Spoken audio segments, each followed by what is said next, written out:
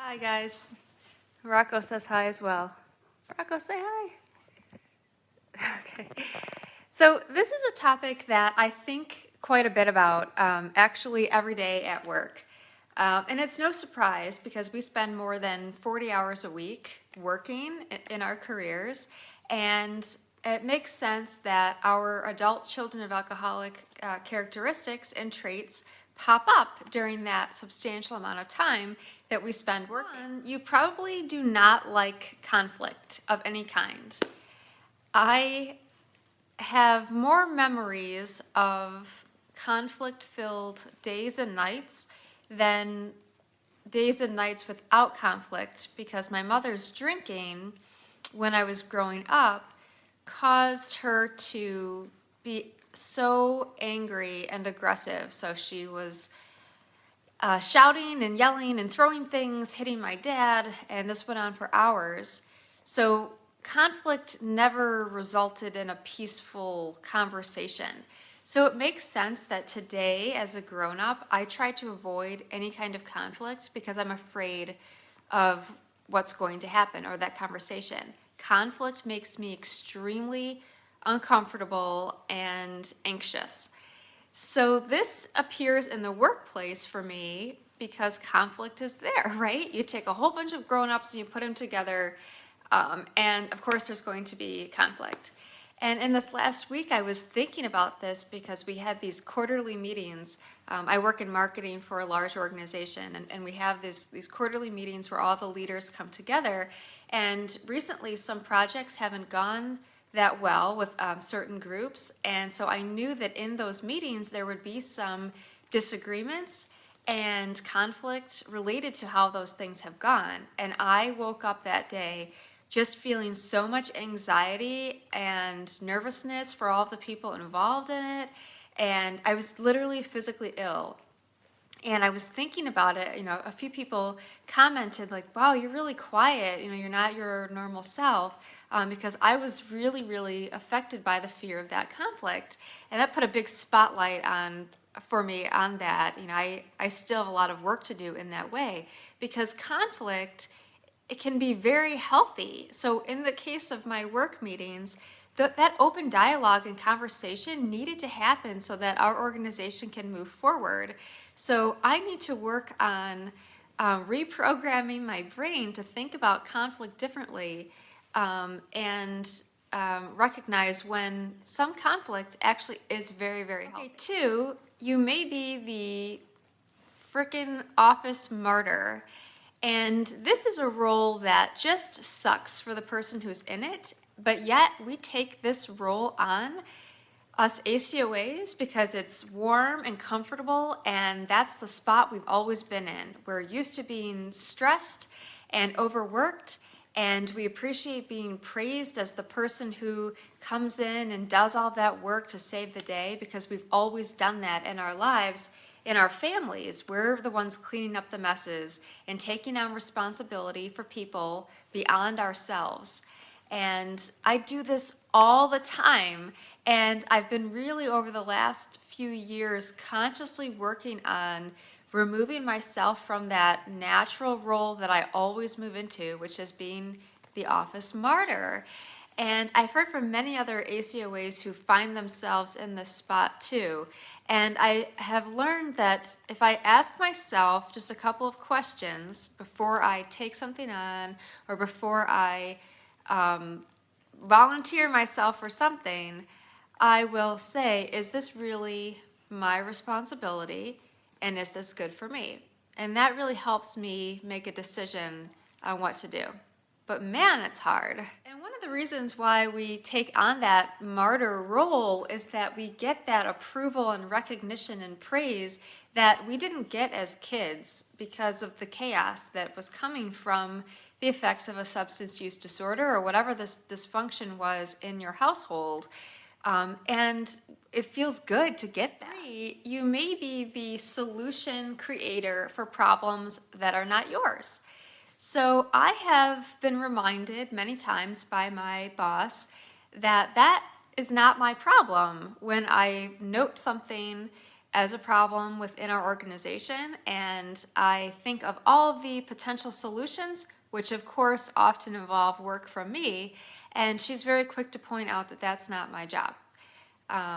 But it's a role that we seem to take on because as children and as young adults, uh, coping with a loved one with a substance use disorder, we are used to being the ones quickly identifying the problem and then swiftly creating the solutions or potential solutions and then being the champions to implement that solution. So of course, me spending more than 26 years of my life trying to cure my mom of her substance use disorder and get her to stop drinking so we could all live happily ever after, my life was the pursuit of that solution. So it makes sense that I always have this brain programming, which is to identify and then take on the role of the solution finder for problems.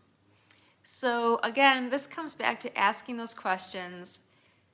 Okay, I've identified a problem, but stopping myself there. It's not my responsibility to come up with a solution or have a role in implementing that solution. And 4, you may be very hyper-conscious and concerned about other people's feelings. So you might notice the frowns, you might notice the little sighs that people make that are inaudible or unnoticeable to other people. You might take on these emotions because you're so conscious of other people's feelings. So I have been known to sit in a meeting and quickly pick up on people's body language or their certain words or lack of words and think, okay, so-and-so's feelings are hurt about this, or so-and-so is disappointed in my work about that. And sometimes I've even misinterpreted signs and invented emotions. And on the positive side, that makes us very compassionate and aware of decision making and the effects on the people around us. But on the negative side, sometimes we can be over concerned about other people's feelings, and progress can be hindered because you're thinking too much about the emotions or the reaction from other people, and you get caught up too much in that. I think we're on 5. You probably really like rules and procedures, and I know I certainly do, and I have found myself saying quite a bit to colleagues, well, the procedure is, we have to follow the process, and I know that this stems from lack of control and predictability in our childhood and young adult years because we didn't have control or predictability. And so when we land here in grown-up land, we long for that sense of control and predictability. And so we rely on those rules and processes and procedures as our security blanket, our serenity. And I think there's a lot of good that comes in that. But sometimes, being too rigid and relying on those processes and procedures limits your flexibility and your ability to get things done. So it's important to kind of keep yourself in check. It isn't always necessary to remind about processes and procedures, and sometimes it's necessary for the betterment of your team or your organization or whomever you're serving to go a little against the rules and procedures. So 6.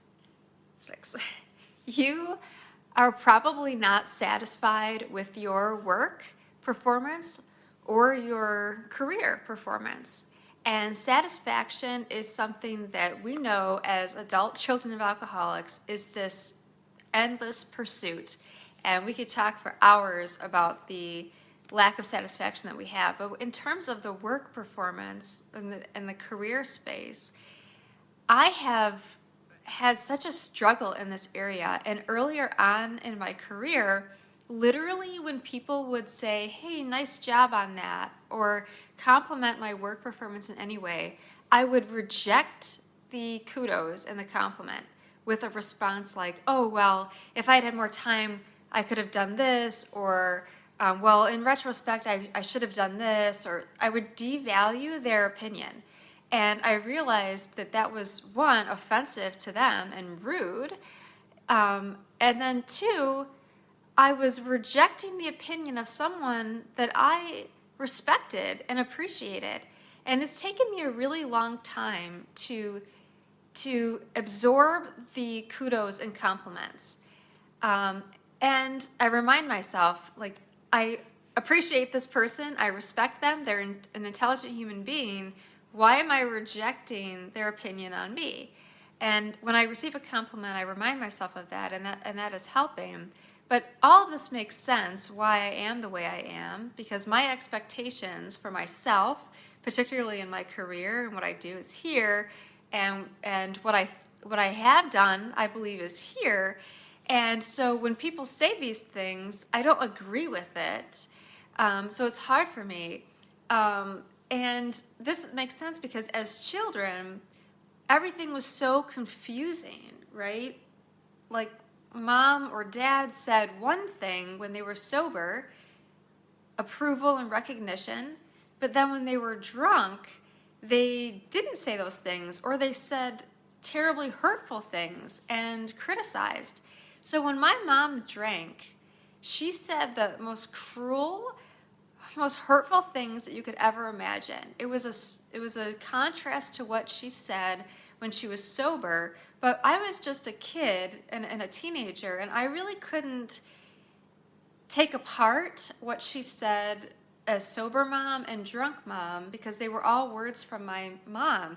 And my dad really tried to counter that with encouragement and remind me that what my mom said when she was drunk didn't mean anything, but it still scarred me, and those things hung with me, and they still hang with me today. So how could I have ever have developed healthy levels of satisfaction with myself if I never had consistent, predictable, or any level of recognition and approval for my entire life? So that's really a reprogramming process for me, and something that I'm still, really working on. Okay, 7. Maybe you feel you're in the wrong career, and maybe that's tied to being an ACOA, because earlier on in your career, you weren't thinking clearly, you were not on your healing journey, or maybe you were in the chaos of everything with your loved one, or you were trying to get out of that, and so you wind up in a position where you're not happy in your career. And I think many people say that it's all or nothing, like go back to school and drop everything. But for me personally, I just recognized when I started all this when I was 26 that I love writing and speaking and sharing stories and doing everything that I do today on the side. And my career is marketing communication. And I can do both. And that's one thing that I think many people don't recognize. But the thing is, it's hard. Like, it's so much harder. It's a Saturday afternoon, so I could be watching movies and doing whatever other things I feel like doing. But I feel called to do this. I want to do this. I want to write and speak and do all of this because I feel called to do it. So that's like more work, right? It's harder to do that. So you have to put that in to build this life that you deserved. Like the good life isn't easy to build, especially when you grow up the way that we grew up as children of alcoholics or whatever other dysfunctional kind of environment you were in. You have to put in the work to build something meaningful, to build what you deserve. I hope you are so well in your journey.